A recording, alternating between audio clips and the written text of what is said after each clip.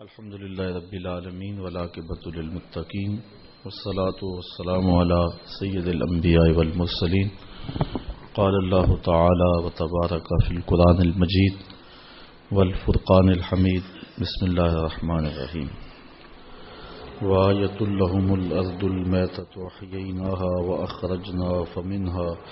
وأخرجنا منها حبا فمنه یأکلون وجعلنا فيها جنات من نخيل وعناب وفجرنا فيها من العيون ليأكلوا من ثمره وما عملته أيديهم أفلا يشكرون صدق الله مولانا العظيم وصدق رسوله النبي الكريم الرؤوف الرحيم اللهم نور قلوبنا بالقرآن وزين أخلاقنا بالقرآن وادخلنا الجنة بالقرآن ونجنا من النار بالقرآن قال الله تعالى وتبارك في شان حبيبه مخبرا وآمرا إن الله وملائكته يصلون على النبي يا أيها الذين آمنوا صلوا عليه وسلموا تسليما الصلاة والسلام عليك يا رسول الله وعلى آلك وأصحابك يا محبوب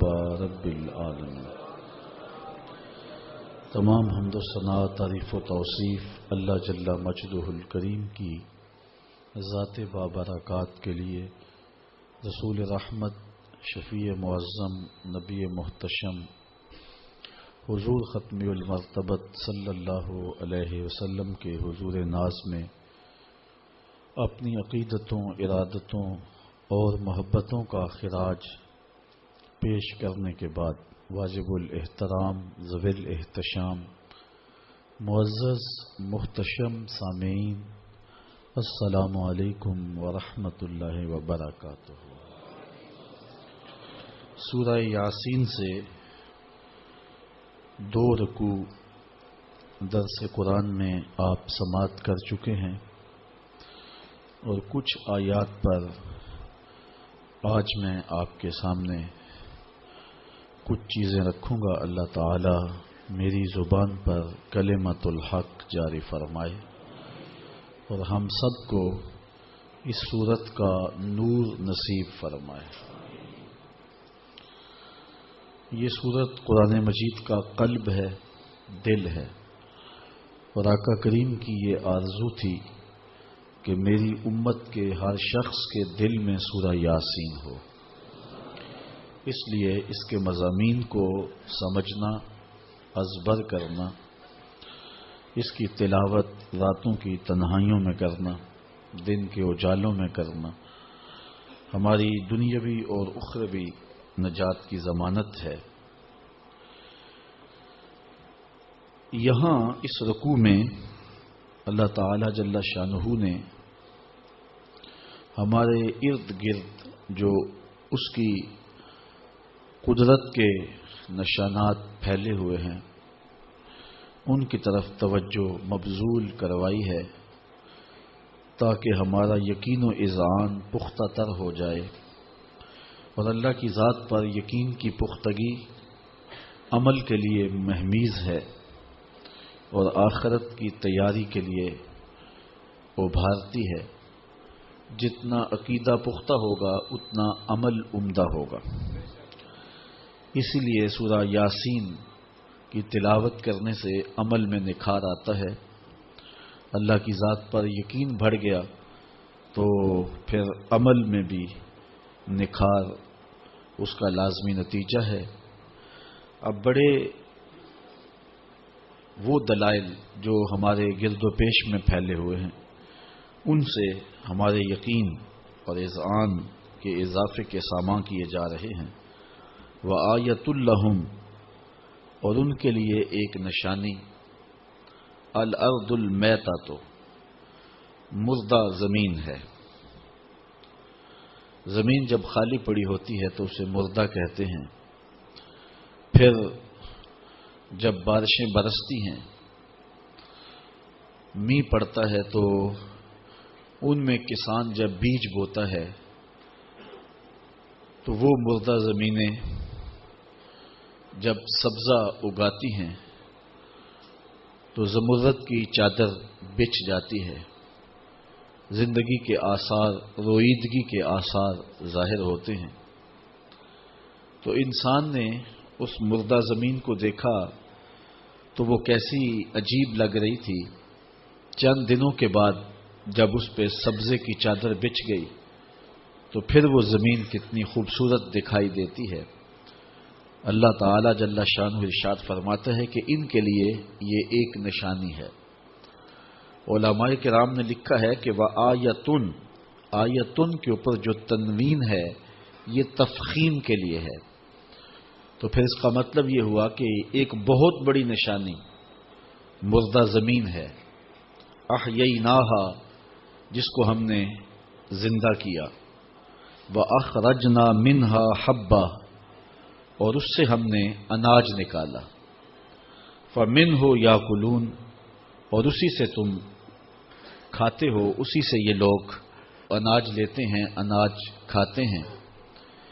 ان کے بھوک اور پیاس کا درما ہے وہ زمین کی کوک سے پھوٹنے والا اناج، زمین کے دامن سے نکلنے والے چشمے۔ تو کہا کہ فَمِنْهُ يَأْكُلُونَ، تو اسی اناج سے وہ کھاتے ہیں۔ تو انسان کی آنکھوں پر غفلت کے پردے نہ ہوں، بصیرت کا نور رکھتا ہو تو یہ چاروں طرف پھیلی ہوئی زمین، اس کے اوپر اگنے والا سبزہ، درختوں کی شاخوں پہ لٹکتے ہوئے پھل، پھلوں کے اندر رس، اس کے ذائقے کی کیفیات اور طبی اہمیت انسان کو ایک رب کے قریب کر دیتی ہے، اور وہ بے ساختہ پکار اٹھتا ہے، ربنا ما خلقت ھذا باطلا، مالک تو نے ایسے ہی انہیں پیدا نہیں کیا ہے۔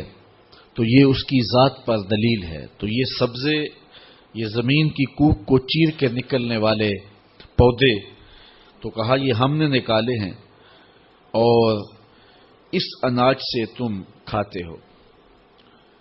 فَمِنْهُ يَأْكُلُونَ، منہ کو یاکلون سے مقدم رکھا ہے، جبکہ جار مجرور جو ہوتے ہیں وہ متعلق ہوتے ہیں فعل کے، اور فعل کے بعد ذکر کیے جاتے ہیں، لیکن عربی میں کبھی ان کو مقدم بھی کر دیا جاتا ہے۔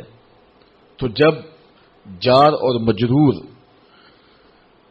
مرکب بن کر کے فعل سے مقدم ہو جائے تو اس کی کوئی حکمت ہوتی ہے۔ تو یہاں منہ کو جو مقدم رکھا گیا ہے یاکلون پر، تو یہ اشارہ ہے نباتات کی اہمیت پر۔ دنیا کے مختلف گوشوں پر جو بنجر زمینیں پڑی ہوئی ہیں ان کو آباد کیا جائے، بالخصوص امت مسلمہ کے پاس اس وقت پوری دنیا کی 25% زرخیز زمینیں ہیں، اور معاشی بحران کا وہ قوم کبھی بھی شکار نہیں ہو سکتی جو نباتات کی اہمیت کو سمجھ لیتی ہے اور زمینوں کو یوں ہی خالی اور بنجر نہیں رہنے دیتی۔ تو منہ کو مقدم کر کے یہ بات بتائی گئی، کاش کہ آیان سلطنت کو قرآن مجید سے بھی شغف ہو اور وہ اس کتاب کے نور سے اپنی زندگیوں میں اجالے بھریں اور اس سے روشنی لے کر کے اپنے معاشی بحران کو دور کریں۔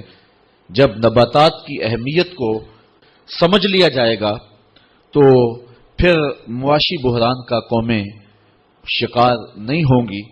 تو کہا کہ یہ اللہ کی ایک نشانی ہے، اس نشانی سے فائدہ حاصل کیا جائے اور بنجر زمینوں کو آباد کیا جائے۔ دنیا کی وہ قومیں جنہوں نے ترقی کی ہے انہوں نے زراعت پہ خاص طور پہ توجہ دی ہے۔ یہ آپ کی بالکل ہمسائیگی کے اندر چائنا رہتا ہے، وہ گملے میں پھول کی بجائے ٹماٹر بیجتے ہیں اور جو ہے وہ کوئی بیل لگا دیتے ہیں جس سے وہ نظروں کی تسکین بھی پاتے ہیں اور پھل بھی پاتے ہیں۔ اور ہم بڑے بڑے پلاٹ محض آرائشی اور زیبائشی پودوں پر مشتمل رکھتے ہیں۔ اگر بڑے گھروں کے مالک اپنے گھر کی سبزی اپنے گھر میں پیدا کرنا چاہیں تو مشکل نہیں ہے۔ سڑکوں کے کنارے سینکڑوں مربع میل جو ہے وہ زمین خالی پڑی ہوئی ہے، اس کو آباد کیا جائے اور نباتات کی اہمیت کو سمجھا جائے۔ فَمِنْهُ يَأْكُلُونَ میں یہ منہ کو مقدم کر کے اللہ تعالیٰ نے نباتات کی اہمیت اجاگر کی ہے۔ وَجَعَلْنَا فِيهَا جَنَّاتٍ مِّن نَخِيلٍ وَأَعْنَابٍ وَفَجَّرْنَا فِيهَا مِنَ الْعُيُونِ، ارشاد فرمایا اور ہم نے اس میں باغ بنائے کھجوروں اور انگوروں کے، اور ہم نے اس میں کچھ چشمے بہائے۔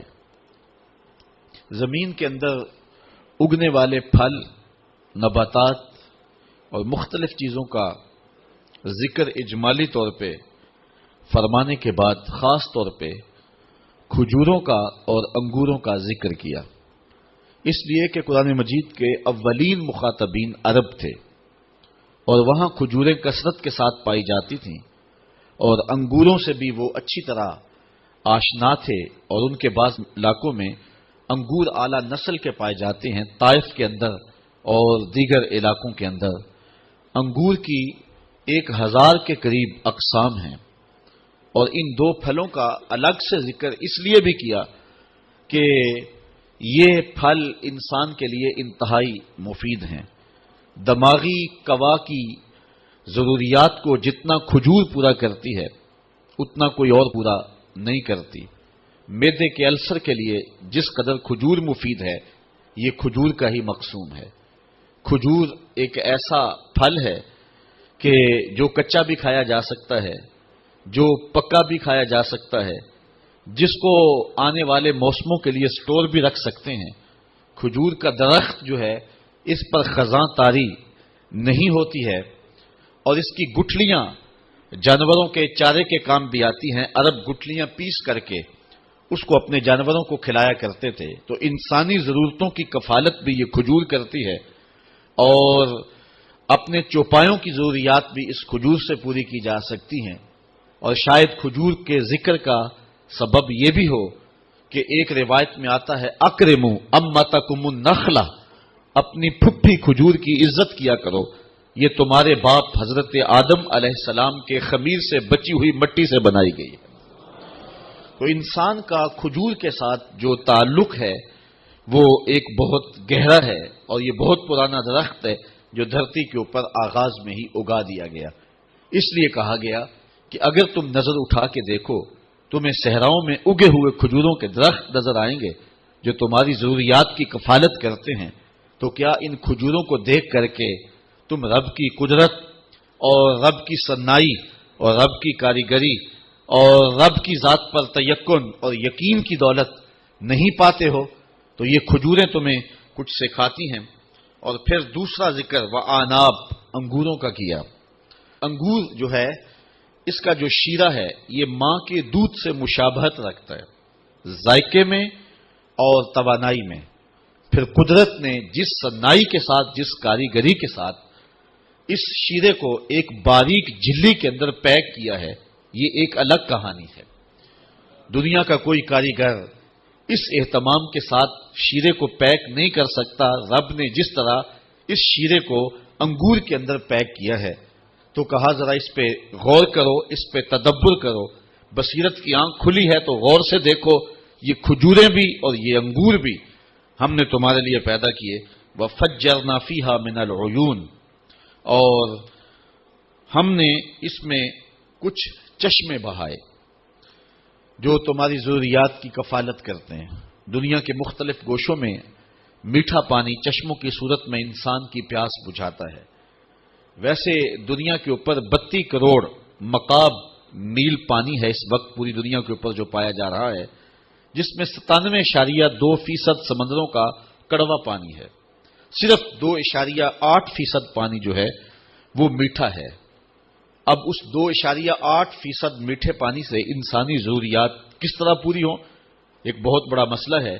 لیکن رب کا اہتمام یہ ہے کہ وہ گرم ہواؤں کو جب بھیجتا ہے تو وہ سمندروں سے بخارات اٹھاتی ہیں، اور قرۂ زمہریر میں پہنچ کر کے وہ بخارات جو ہیں وہ جب دوبارہ بارش کا رنگ اختیار کرتے ہیں تو وہ بالکل میٹھا ہو چکا ہوتا ہے، اور پھر پوری دنیا کے اوپر وہ پانی برستا ہے دریاؤں کے راستے، پھر دوبارہ سمندر میں پہنچ جاتا ہے۔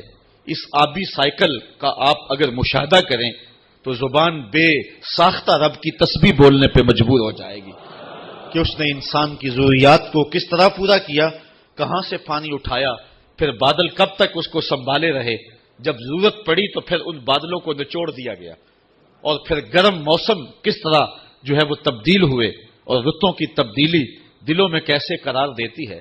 چند دن قبل جو برستی گرمی تھی اور لو کے جو تھپیڑے تھے، آپ نے بھی دیکھا کہ ہر شخص بالبلا اٹھا تھا، روزانہ کتنی اموات واقع ہو رہی تھی، اوپر سے بجلی نہیں، اور پھر حالات یہ ہیں کہ زندگی ایک اذیت بنتی جا رہی تھی۔ پھر رب نے ہواؤں کو حکم دیا، اب اڑاؤ بادلوں کو اور میرے بندوں پہ رحمتیں برسا دو، اور پھر ایسی جل تھل ہوئی کہ موسم کے تغیر دلوں کے قرار کا ساما بھی بنے اور من میں چراغاں بھی ہوا، اور انسان بے ساختہ اس کی رحمتوں اور اس کی کرم نوازیوں پر جھوم اٹھا۔ تو یہ اس کا اہتمام ہے جو اپنے بندوں کے لیے اس نے فرمایا ہے۔ تو اللہ فرماتا ہے وَفَجَّرْنَا فِيهَا مِنَ الْعُيُونِ، ہم نے یہ جو چشمے جاری کیے ہیں، ذرا ان چشموں کو بھی دیکھو، یہ پھوٹتے جھرنے، یہ بہتی ندیاں، یہ گیت گاتے رقص کرتے ہوئے جو ہیں وہ آبشاریں، پہاڑوں کے اوپر تودے، پھر گرمیوں کے موسم میں ان کا پگھلنا، یہ قدرت کے انتظام دیکھیے اور مالک کے رنگ دیکھیے۔ تو اللہ فرماتا ہے وَفَجَّرْنَا فِيهَا مِنَ الْعُيُونِ، اور ان پھوٹتے ہوئے چشموں کو دیکھو، لِيَأْكُلُوا مِن ثَمَرِهِ، تاکہ اس کے پھلوں سے کھائیں۔ اب ثمرہ ہی میں جو ہی ضمیر ہے، اس پر مفسرین کی تین آراء ہیں۔ ایک رائے یہ ہے کہ ضمیر راجع ہے ذات باری کی طرف، کہ اللہ تعالیٰ کے دیے ہوئے پھلوں سے کھاؤ، اور دوسرا مفہوم یہ ہے کہ لِيَأْكُلُوا مِن ثَمَرِهِ، یہ ہی کی ضمیر راجع ہے نخیل اور آناب کی طرف، کہ کھجور کے پھلوں سے کھاؤ۔ اور تیسری رائے مفسرین کی یہ ہے کہ ثمرہ ہی کی جو ضمیر ہے یہ راجع ہے عیون کی طرف، کہ جب چشمے بہتے ہیں اور پانی پھوٹتا ہے تو زندگی کے آثار پیدا ہوتے ہیں اور رویدگی پیدا ہوتی ہے۔ تو چونکہ پانی بنیاد ہے زندگی کی، اللہ تعالیٰ قرآن مجید میں ارشاد فرمایا وَجَعَلْنَا مِنَ الْمَاءِ كُلَّ شَيْءٍ حَيٍّ، ہم ہر زندہ کی زندگی کا دار و مدار پانی پہ رکھا ہے۔ انسان پانی کے بغیر نہیں جی سکتا، حیوانات پانی کے بغیر نہیں جی سکتے۔ اسی طرح آج سائنس کہتی ہے کہ یہ جو درخت ہیں، نباتات ہیں، یہ بھی زندگی رکھتے ہیں، گو حیوانات کی زندگی سے ان کی زندگی مختلف ہے، تو یہ بھی پانی کے بغیر جی نہیں سکتے، سوکھ جائیں گے۔ تو جتنے بھی زندہ ہیں ان کی زندگی کا دار و مدار پانی پر ہے۔ تو اگر قرآن مجید کی اس آیت کو سامنے رکھا جائے تو ثمرہ ہی میں جو ہی کی ضمیر ہے یہ عیون کی طرف لوٹائیں گے، اور مفسرین کی زیادہ تعداد اس سمت گئی ہے کہ ان پھوٹتے چشموں کا پھر فیض دیکھیے اور اللہ کی کرم نوازیوں کے جمتے ہوئے رنگ دیکھیے، اور پھر کھجور کی صورت میں تمہارے اوپر اس نے جو پھل عطا کیے تو اس پھلوں کا فیضان دیکھیے کہ تم اس کو کھاتے ہو، تمہاری بھوک کا مٹنا اللہ کی ان کرم نوازیوں سے ہوتا ہے۔ وَمَا عَمِلَتْهُ أَيْدِيهِمْ، فرمایا یہ سب کچھ تمہارے ہاتھوں نے نہیں بنایا۔ یہ انگور کی بیل کے اندر جو رب نے خوشے لگائے ہیں، ان خوشوں کے اوپر جو جلی چڑھائی ہے، اور پھر کھجور کے اندر انگوروں کے اندر جو ذائقے رکھ دیے ہیں، پھر اس کے اندر جو طبی تاثیرات رکھ دی ہیں، جو مٹھاس رکھ دی ہے، اور اس کے اندر جو لذتیں رکھ دی ہیں، یہ تمہارے ہاتھ کا کام نہیں ہے، بلکہ ایک رب ہے جس نے اس کھجور کے اندر، انگور کے اندر، پھلوں کے اندر، اناج کے اندر مٹھاس بھی رکھی ہے، توانائی بھی رکھی ہے، تمہاری ضرورتوں کی کفالت بھی ہوتی ہے۔ افلا یشکرون، کیا وہ شکر کیوں نہیں کرتے ہیں؟ جبکہ یہ ان کے ہاتھوں کی کرشمہ سازی نہیں ہے، یہ رب کی صنائی اور رب کی قدرت کے بکھرے ہوئے رنگ ہیں جو پوری دنیا کے اوپر دیکھے جا سکتے ہیں۔ تو یہ پھوٹتے چشمے، یہ بہتے ہوئے جھرنے، یہ جو ہے وہ نہریں، یہ نچڑتے ہوئے بادل، یہ ساون کا موسم، یہ پگھلتے ہوئے برف کے تودے، اور یہ قدرت نے جو پانی کے سلسلے رکھے ہیں جس سے زندگی نصیب ہوتی ہے۔ تو اللہ فرماتا ہے کہ دیکھیے کہ ہم نے زمین کو بنجر نہیں رہنے دیا، اس زمین کی سیرابی کے لیے چشمے بھی ہیں جو زمین کے اندر سے پھوٹتے ہیں، اس کی سیرابی کے لیے جو ہے وہ نچڑتے ہوئے بادل بھی ہیں جو جل تھل کر کے رکھ دیتے ہیں، اس کے لیے نہری نظام بھی ہے، اس کے لیے جو ہے وہ ندیاں بھی ہیں، اس کے لیے نالے بھی ہیں جو زمینوں کو سیراب کرتے ہیں۔ اس آیت کریمہ کے اس مفہوم کو اگر سامنے رکھیں تو ایک اور مفہوم بھی سمجھ میں آتا ہے، اور وہ یہ ہے کہ جب زمین کا حق ہے کہ وہ خالی نہ پڑی رہے، اس پہ برگ و بار آئے، اس پہ سبزہ آئے، اس پہ روئیدگی آئے، جب رب زمین کو بھی مردہ نہیں رہنے دیتا تو وہ رب کیسے چاہے گا کہ دل بنجر رہیں؟ تو جو زمین کی زندگی کے لیے پانی اور چشمے اور زمین کی زندگی کے لیے نچڑتے بادل جس نے جو ہے وہ بنائے ہیں، اس نے دلوں کی زندگی کے لیے نبی بھی بھیجے ہیں، رسول بھی بھیجے ہیں، کتابیں بھی بھیجی ہیں اور مصلحین کو بھی بھیجا ہے تاکہ دلوں کی بستیاں غیر آباد نہ رہیں۔ جس طرح مردہ زمین پر بارش برسی تو روئیدگی پیدا ہوئی، اس طرح اہل اللہ کی صحبت میں جانے والے دلوں کی زندگی پایا کرتے ہیں، اور نبیوں کے قرب میں رہنے والوں کے دلوں میں کبھی صداقت کے پھول کھلتے ہیں، کبھی عدالت کے پھول کھلتے ہیں، کبھی سخاوت کے پھول کھلتے ہیں، کبھی ولایت کے پھول کھلتے ہیں۔ تو یہ ساری کرشمہ سازیاں اس رب نے اپنے بندوں کے لیے فرمائی ہیں۔ افلا یشکرون، یہ لوگ اللہ کا شکر کیوں ادا نہیں کرتے ہیں؟ اصل نعمتوں کی بہتات بعض اوقات انسان کو غور نہیں کرنے دیتی، حالانکہ نعمتوں کی بہتات پر بندے کو زیادہ شکر گزار ہونا چاہیے۔ بھوک پیاس کاٹی ہو تو پھر نعمت ملے تو پھر اسے پتہ چلتا ہے، وہ ایک مقولہ ہے کہ قدر نعمت زوال نعمت کے بعد ہوتی ہے۔ تو چونکہ ہمیں یہ اتنا کچھ مراحل جو طے کر کے یہ سبزہ، یہ اناج، یہ پھل جو ہمارے تک پہنچتے ہیں، ہمیں کبھی اس کا احساس ہی نہیں ہوا، پلیٹ میں سجے ہوئے ہمارے سامنے آ جاتے ہیں تو ہم نے کبھی اس پہ تدبر ہی نہیں کیا کہ کتنے مراحل طے کیے تھے۔ ایک بزرگ تھے تو وہ کھانا کھانے بیٹھے تو روٹی ایک جانب سے تھوڑی سی جلی تھی تو ایک شخص نے اس کو اٹھا کے ایک جانب پھینک دیا، تو وہ بزرگ فرمانے لگے، مخاطبہ کرے کہ اس شخص سے کہ کسان سحری کے وقت اٹھا جب سارا زمانہ سویا ہوا تھا، اس نے ہل جوتے اور جا کے زمین کو پھاڑا اور پھر 2-3 دن تک وہ زمین کو نرم کرتا رہا، پھر وہ بیج لے کر کے گیا، بیج ڈالا، پھر سہاگا چلایا، پھر اس کے بعد اس نے پانی دیا، اور وہ بھی بیل اس نے جو ہے وہ جوتے کنویں پہ، اور کنویں سے پانی نکالا اور زمین کو سیراب کیا۔ پھر اس کے بعد جب روئیدگی پیدا ہوئی تو جڑی بوٹیاں بھی اگ گئیں، تو وہ کسان پہلے تو خود اکیلا جاتا تھا، اب اپنے بچوں کو بھی ساتھ لے گیا اور ایک کونے سے لے کے دوسرے کونے تک ساری جڑی بوٹیاں نکالتا رہا، اور کئی دن اس عمل میں لگ گئے۔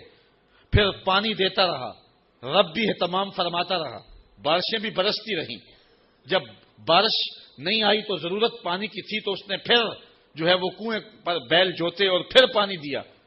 پھر جو ہے وہ چاند جو تھا، اس کی چاندنی اس کے اوپر لگے ہوئے اناج کے اندر رس بھرتی رہی اور مٹھاس پیدا کرتی رہی، اور سورج اس کو پختہ کرتا رہا۔ پھر وہ گندم پک گئی تو شدت کی گرمی کے اندر جو ہے وہ کتنے لوگ آئے اور اس کو کاٹتے رہے، اور سخت دوپہر میں کاٹ کر کے انہوں نے اس کو باندھ دیا، اور پھر کچھ دنوں کے بعد اس کے خوشے الگ کیے، اور پھر خوشوں سے اناج الگ کیا اور بوسا الگ کر دیا گیا۔ پھر اس اناج کو پھر پانی سے دھویا گیا، اور پھر ایک خاتون نے چکی سے اس کو پیسا اور آٹا بنایا، اور پھر کنویں سے جو ہے وہ گھر کا مالک جا کے پانی لے کر کے آیا، اس نے پانی ڈال کر کے اس آٹے کو گوندا۔ پھر وہ گھر کا مالک کہیں سے لکڑیاں لے کے آیا کاٹ کر کے، اور اس نے چولہے میں رکھ کے آگ لگائی، پھر اس کے اوپر توا رکھا، اور پھر اس کے اوپر وہ گوندا ہوا آٹا اس کا پیڑا بنایا، پھر اس کی روٹی بنائی، پھر اس کے اوپر ڈالا۔ آگ تھوڑی سی زیادہ جل گئی اور ایک کونا جل گیا اور تجھے پسند نہ آیا کہ کہاں سے سلسلہ چلا اور کہاں تک پہنچا، اور تو نے اس طرح اتار کے پھینک دیا۔ یہ اللہ کی نعمت ہے۔ تو چونکہ انسان کی نظر اس سارے منظر نامے کی طرف نہیں ہوتی ہے، اور یا پھر اس کو آسانی سے مل جاتی ہے تو وہ شکر کا لہجہ نہیں رکھتا ہے، اور جب اس کو کوئی نعمت ملنے میں تاخیر ہو جائے تو پھر اسے پتا چلتا ہے، پھر اس کا رما رما شکر ادا کر رہا ہوتا ہے۔ یہ موسم ماہ سیام کا آ رہا ہے، تو سارے دن کی بھوک اور پیاس کاٹنے کے بعد جب شام کے وقت ٹھنڈا اور میٹھا مشروب ملتا ہے اور بندہ اس کو لے کر کے اپنے کام و دہن میں ٹپکاتا ہے، تو انسان کی زبان بولے نہ بولے، انسان کا ایک ایک بال رب کی تسبیح بول رہا ہوتا ہے اور رب کا شکر ادا کر رہا ہوتا ہے، اس لیے کہ سارے دن کی پیاس کاٹی نا تو اب پتا چلا کہ پانی کیا ہوتا ہے۔ یہاں حضرت مولا کائنات سیدنا علی المرتضیٰ رضی اللہ تعالی عنہ کا ایک قول آپ کے سامنے رکھنا چاہوں گا حضور کے بارے میں کہ حضور سے محبت کتنی ہے ہمیں. کسی نے کہا جان سے زیادہ، کسی نے کہا مال سے زیادہ، کسی نے کہا اولاد سے زیادہ، کسی نے کچھ کہا. حضرت علی المرتضیٰ فرمانے لگے حضور ہمیں مال سے، جان سے، اولاد سے پیارے تھے، یہاں تک کہ پیاس کی شدت ہو اور ٹھنڈا پانی میسر آ جائے حضور اس ٹھنڈے پانی سے بھی زیادہ پیارے تھے ہمیں. یہ آپ نے پرسوں ترسوں کے اخبار میں دیکھا ہوگا کہ جو ہے وہ عرب میں ایک شخص گاڑی خراب ہونے کی وجہ سے راہ نہیں پا رہا تھا، بس 40 کلومیٹر پیدل چلا اور پھر اس کی موت واقع ہو گئی. صحراؤں میں پانی نہ ملے تو سیدھی سیدھی موت ہوتی ہے. حضرت مولا کائنات کہتے ہیں کہ ہم بتائیں کہ حضور کتنے پیارے تھے.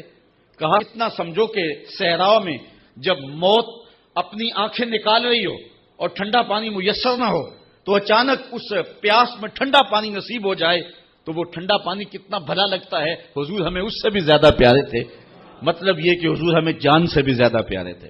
تو اللہ کی ان نعمتوں کی قدر سیکھیں. اللہ تعالیٰ ان نعمتوں کا ذکر کر کے ہمیں بتا رہا ہے افلا یشکرون، یہ شکر کیوں ادا نہیں کرتے. سبحان الذی خلق الازواج کلھا مما تنبت الارض ومن انفسہم ومما لا یعلمون. پاکی ہے اس رب کو جس نے ہر چیز کے جوڑے بنائے، ان چیزوں کے مما تنبت الارض جو زمین اگاتی ہے، ومن انفسہم مخاطبین سے کہا، قرآن مجید کی تلاوت کرنے والوں سے، لوگوں سے، کہ ان کے اندر بھی جوڑے ہیں، انسانوں کے اندر بھی، حیوانات کے اندر بھی. وَمِمَّا لَا يَعْلَمُونَ، اور ان چیزوں میں بھی جوڑے ہیں جن کی انہیں خبر ابھی نہیں ہے. ان میں بھی جو ہے وہ جوڑے ہیں جن کی خبر انہیں نہیں ہے. تو یہ اللہ تعالیٰ نے نباتات میں بھی، حیوانات میں بھی اور ساری چیزوں کے اندر جوڑے بنائے ہیں.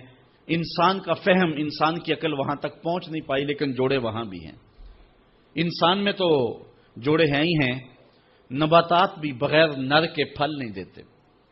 یہ کھجوروں کے باغوں میں اور آم کے پیڑ جہاں ہوتے ہیں تو ان باغوں کے اندر ان کو ساتھ نر بھی لگانا پڑتا ہے، کیونکہ اگر نر نہیں دیں گے تو پھل کچا جھڑ جائے گا، پکا نہیں ہوگا. یہ ہمارے ہاں چونکہ یہ کھجور کا علاقہ نہیں ہے، کہیں اکیلی کھجور ہو تو کبھی اس پہ پھل نہیں آپ نے آتا دیکھا ہوگا، اس لیے کہ اس کے ساتھ نر نہیں ہے. یا وہ نر ہوگا تو پھل آئے گا نہیں، اگر وہ مادہ ہے تو اس کا ساتھ نر نہیں ہے. تو جہاں کھجوریں اگائی جاتی ہیں، جہاں ان کے باغات ہوتے ہیں تو وہاں نر بھی دیے جاتے ہیں. پھر ہوائیں نر کھجوروں سے مادہ تولید کو لے کر کے مادہ کے اوپر پھینکتی ہیں اور اس طرح وہ برابر ہوتی ہیں اور پھر پھل ہوتا ہے. تو جن کو نر کم ملتا ہے، جن کھجوروں کو نر کم ملے تو ان کے اندر گٹھلی بھی پیدا نہیں ہوتی ہے. تو یہ اللہ تعالیٰ جل شانہ نے ایک نظام رکھا ہوا ہے کہ جانوروں کے اندر بھی جوڑے اور انسانوں کے اندر بھی جوڑے اور درختوں کے اندر بھی جوڑے. اور پھر فرمایا وَمِمَّا لَا يَعْلَمُونَ، اور بھی ایسی چیزیں ہیں جن کو یہ جانتے نہیں ہیں، جوڑے ان میں بھی ہیں. میں کہتا ہوں اگر اس بلب کو، اس پنکھے کو ایک مثبت اور ایک منفی، ایک ٹھنڈی اور گرم تار نہ دیں، یہ جوڑا اگر یہ نہ ہو تو یہ بھی روشن نہ ہو سکے. تو بہت ساری ایسی چیزیں ہیں کہ جن پہ ہم تدبر کریں تو یہ ضابطہ کار فرما ہے جو رب نے دیا ہے. اور اس جوڑے سے ہی کائنات کے اندر حسن اور رنگ اور بہار ہے. عورت کا حسن کس کام اگر مرد کی فتوت نہ ہو، اور مرد کی فتوت کس کام اگر عورت کا خمار نظر نہ ہو. تو رب نے جو ہے وہ یہ جو جوڑوں کا سلسلہ رکھا ہے یہ ایک حسن اور ایک لطافت پیدا کرنے کے لیے رکھا ہے. تو کہا اس پہ غور کریں. سبحان الذی خلق الازواج کلھا، جس نے ہر شے کے جوڑے بنائے.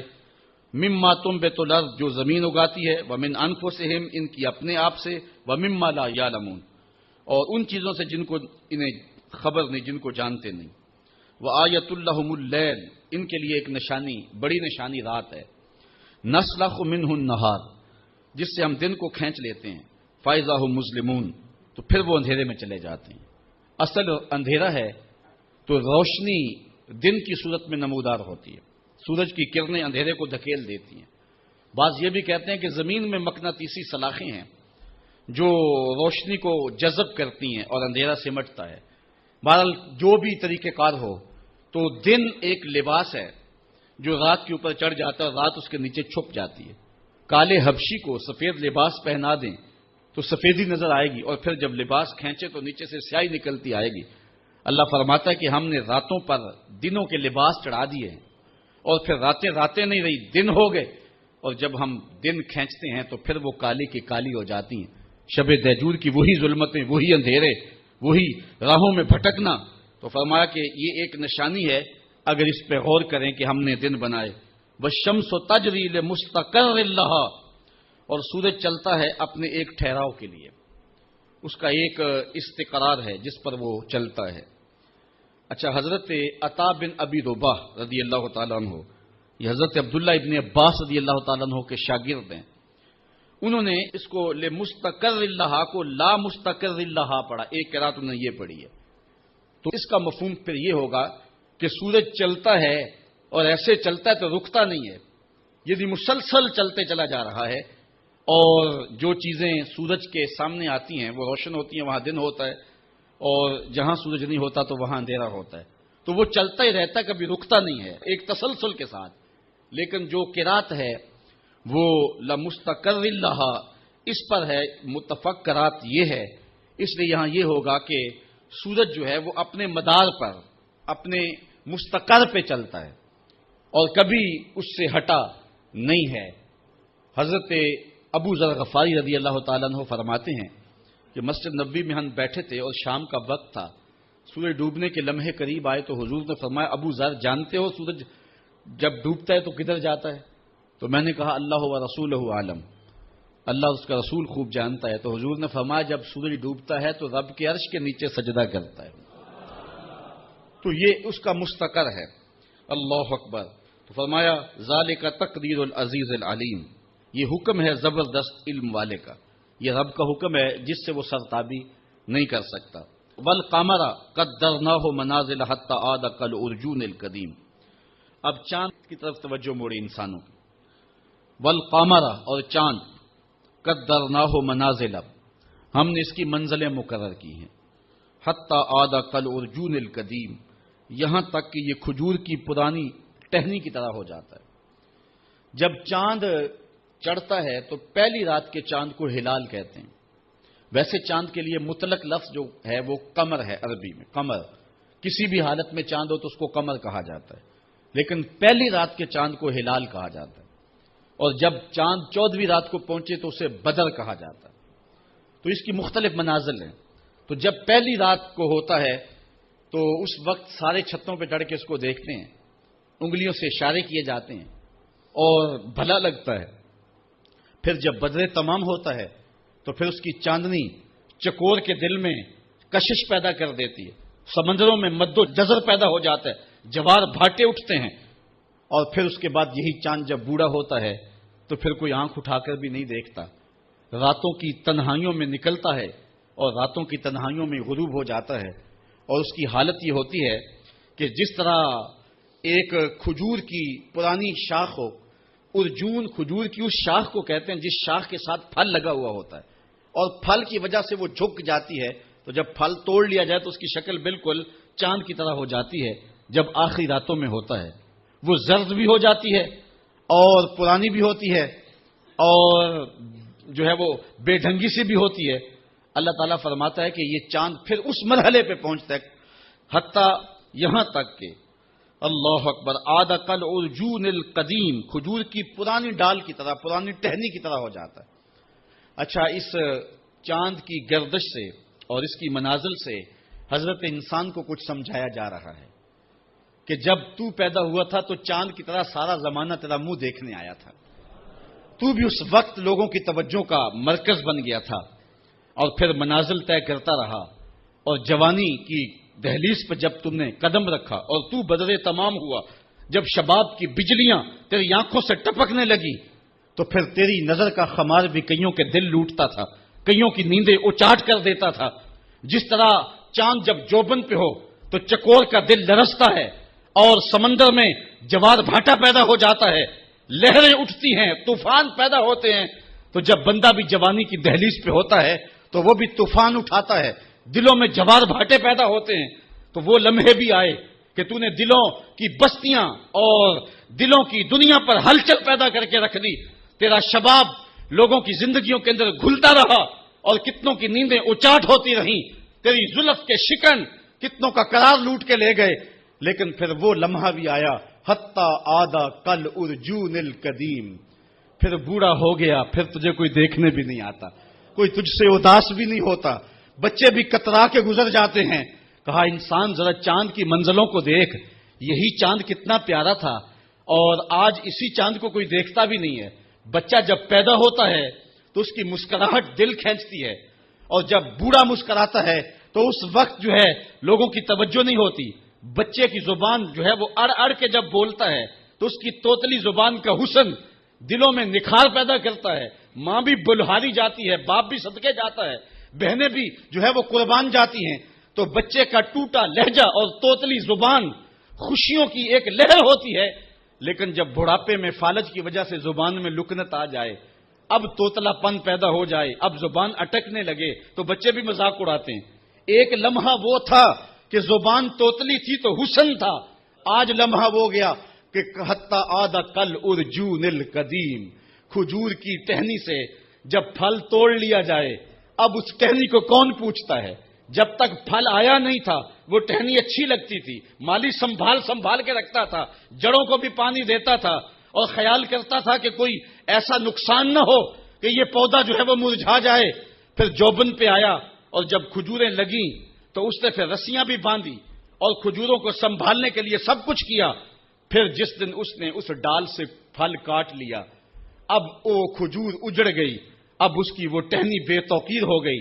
انسان کی زندگی کا جب شباب لٹ جاتا ہے اور بڑھاپے میں جب وہ کسی قابل نہیں رہ جاتا، تو پھر اس کی بھی یہ مثال ہے، حتی آدھا کل ارجون القدیم، جیسے کھجور کی پرانی ڈال ہو۔ للشمس ینبغی لہا ان تدرک القمر ولللیل سابق النہار، سورج کو یہ حق نہیں پہنچتا کہ وہ چاند کو پکڑ لے، ولللیل سابق النہار، اور رات دن پر سبقت لے جائے، یہ بھی اس کو حق نہیں پہنچتا۔ کبھی ایسا نہیں ہوا کہ ابھی رات کا کچھ حصہ رہتا ہو تو دن آ گیا ہو، یہ کبھی ایسا نہیں ہوا کہ ابھی دن کا کچھ حصہ رہتا ہو تو رات پڑ گئی ہو، عصر کے وقت ہی سورج ڈوب گیا ہو، کبھی ایسا نہیں ہوا۔ وہ اپنے مدار سے نہیں ہٹتا، وہ اپنے مدار سے نہیں ہٹتا۔ جو دن کا وقت ہے وہ متعین ہے، اور جو رات کا وقت ہے وہ متعین ہے، اور اس طرح سورج اور چاند ایک دوسرے کو پکڑتے نہیں ہیں۔ وَكُلًّا فِي فَلَكٍ يَسْبَحُونَ، اور یہ سارے کے سارے جو ہے وہ آسمان میں تیر رہے ہیں، اپنے اپنے مدار میں ایک گھیرے میں تیر رہے ہیں۔ تو معلوم ہوا کہ زمین بھی نہیں گھومتی، آسمان بھی نہیں گھومتا۔ پہلے نظریہ تھا آسمان گھومتا ہے، پرانے فلاسفہ کا، سائنسدانوں کا یہ نظریہ تھا۔ اب نظریہ یہ ہے زمین گھومتی ہے، اور جو ہے وہ سورج چاند ستارے یہ جڑے ہوئے نگینے کی طرح آسمان میں، تو جو حصہ سامنے آ گیا وہ روشن ہو گیا۔ لیکن قرآن نے جو نظریہ دیا، کلن، یہ سارے کے سارے، فی فلک یسبحون، یہ اپنے گھیرے میں جو ہیں، اپنے اپنے فلک میں جو ہیں وہ تیر رہے ہیں، اپنے مدار میں گھوم رہے ہیں۔ تو چاند سورج ستارے گھوم رہے ہیں، آسمان بھی نہیں گھوم رہا، زمین بھی نہیں گھوم رہی، چاند سورج ستارے گھوم رہے ہیں۔ وآیۃ لہم، ان کے لیے ایک نشانی، انا حملنا ذریتہم فی الفلک المشحون، ہم نے ان کے بزرگوں کی پیٹھ میں بری ہوئی کشتی میں سوار کیا، یعنی ان کو، ان کی ذریت کو، جو ذریت بزرگوں کی پیٹھ میں تھی، جو قیامت تک آنے والی نسلیں تھیں، ہم نے بھری ہوئی کشتی میں سوار کیا۔ اللہ اکبر۔ وخلقنا لهم من مثلہ ما یرکبون، اور ان کے لیے ویسی ہی کشتیاں بنا دی جن پر وہ سوار ہوتے ہیں۔ آج کے جدید جہاز اس سے مراد لیے جا سکتے ہیں۔ تو کہا ان کو، ان کی ذریت کو، ان کے ساز و سامان کو ہم نے بھری کشتیوں کے اندر سوار کر دیا۔ لکڑی کا ایک تختہ ہے جو پانی پہ تیر رہا ہے۔ وَإِن نَّشَأْ نُغْرِقْهُمْ، اللہ اکبر۔ یہ کیسے تیر رہا ہے؟ کہا اگر ہم چاہیں تو انہیں غرق کر کے رکھ دیں۔ آج تو موجیں، طوفان اور جو ہے وہ بڑے بڑے جو ہے وہ حادثات جو سمندر میں روپذیر ہو رہے ہیں، ان کا بیڑا پھر بھی بچ کے گزر جاتا ہے۔ یہ ملا کا کمال ہے یا جو بیٹھے ہیں ان کا کمال ہے؟ کہا ان کا کمال نہیں، رب ان کو بچا رہا ہے۔ اور اگر ہم چاہیں، وَإِن نَّشَأْ، اگر ہم چاہیں، نُغْرِقْهُمْ، ہم ان کو غرق کر دیں، فَلَا صَرِيخَ لَهُمْ، ان کی کوئی چیخ بھی نہ سن پائے، ان کی کوئی فریاد کو بھی نہ پہنچے، وَلَا هُمْ يُنْقَذُونَ، اور نہ یہ بچائے جائیں، کوئی مدد کے لیے کوئی ٹیم ان کی مدد کو پہنچے بھی نہ۔ اگر ہم چاہیں تو ایسی جگہ ڈبو دیں، ایسی گھمن گھیری کے اندر، ایسے منجدار کے اندر کہ ان کی خبر بھی نہ ہو۔ اور دنیا کے اوپر کتنے جہاز ایسی جو ہے وہ گمبھیر اور ایسی ایسی منجدھاروں کے اندر ڈوب گئے ہیں کہ آج تک انسان تو انسان رہے، ان جہازوں کا نہیں پتہ چلا گئے کدھر ہے۔ تو اللہ فرماتا اگر ہم چاہیں تو ایسی جگہ ڈبو دے جہاں ان کی کوئی فریاد بھی نہ سنے، ان کی کوئی آواز بھی نہ سنے، الا رحمتا منا، لیکن ہم ان کو بچا رہے ہیں، کیوں؟ یہ ہماری رحمت کی وجہ سے بچ رہے ہیں۔ ومتاعا الی حین، اور ایک وقت کے لیے ان کا برتنا ہے، ان کی موت ان کی زندگی کی حفاظت کر رہی ہے، اس وجہ سے یہ بچتے آ رہے ہیں کہ موت کا بھی وقت نہیں آیا، پیغام اجل ابھی نہیں آیا، تو یہ سمجھتے ہیں ہم بچ کے آگے، تم نہ بچ پاتے، یہ بچانے والا بچا رہا ہے جس نے تمہاری موت کا وقت مقرر کیا ہے، جب تک اس متعین وقت پہ نہیں پہنچو گے تمہیں کوئی نقصان نہیں پہنچا سکتا، اور جب وہ وقت آ گیا تمام تر قوتیں، تمام تر طاقتیں جو ہیں وہ بے بس ہو جائیں گی۔ شیخ سعدی نے لکھا ہے یہ سانپ جو ہوتا ہے نا، سانپ اس کا پاؤں نہیں ہوتا، یہ اپنے جسم کو بل دے کر کے حرکت کرتا ہے اور آگے جاتا ہے، اور ایک جانور ہے کن کھجورا اسے کہتے ہیں، اس کے 100 پاؤں ہوتے ہیں، 100 پاؤں، تو یہ سانپ اور اس کی آپس میں دشمنی ہے، کبھی کن کھجورا کہیں نظر آئے تو سانپ پھر اپنی ایڑی چوٹی کی ہمت صرف کر دیتا ہے اس کو شکار کرنے کے لیے، کیونکہ اس کی یہ مرغوب غذا ہے۔ تو شیخ سعدی فرماتے ہیں کہ کن کھجورا نکلا نا تو سانپ نے بھاگ کر کے اسے پکڑ لیا، تو کسی نے کن کھجورے سے کہا تیرے 100 پاؤں تھے اور سانپ کا ایک بھی پیر نہیں تھا، اور تو 100 پاؤں رکھنے کے باوجود ایسے سے پکڑا گیا جس کا ایک پیر بھی نہیں ہے، تو اس نے کہا کہ تقدیر کے آگے تدبیر نہیں چلتی، کہ تقدیر ڈاڈی ہے تو تقدیر کے آگے میرا 100 پیر بھی کام نہ دے سکا، تو جب تقدیر آ جاتی ہے، موت آ جاتی ہے تو کوئی تدبیر کام نہیں دیتی ہے، اور جب تک موت نہیں آتی ہے تو پھر زندگی کی موت خود حفاظت کرتی ہے۔ اللہ فرماتا ہے کہ یہ جو بچے آ رہے ہیں، یہ منجدھاروں سے نکل کے ان کے بیڑے باہر آ گئے ہیں، یہ جو ساحل مراد پہ آ لگے ہیں، یہ سمجھتے ہیں جہاز بڑا کبھی تھا، یہ سمجھتے ہیں کہ ہمارا جو چلانے والا ملاح ہے، ہمارا جو کپتان تھا وہ بڑا سمجھدار ہے، وہ منجدھاروں سے نکال کے لے آیا۔ کہا ایسا نہیں ہے، بلکہ کیسے جہاز منزل پہ پہنچا؟ الا رحمتا منا، یہ ہماری رحمت کی وجہ سے ہوا ہے۔ اللہ اکبر۔ ومتاعا الی حین، اور ایک وقت تک برتنے کو دینا جو ہم نے مقرر کیا ہے اس وجہ سے۔ وَإِذَا قِيلَ لَهُمُ اتَّقُوا مَا بَيْنَ أَيْدِيهِمْ وَمَا خَلْفَهُمْ لَعَلَّكُمْ تُرْحَمُونَ، اور جب ان سے فرمایا جاتا ہے ڈرو تم اس سے جو تمہارے سامنے ہے اور جو تمہارے پیچھے آنے والا ہے۔ اللہ اکبر۔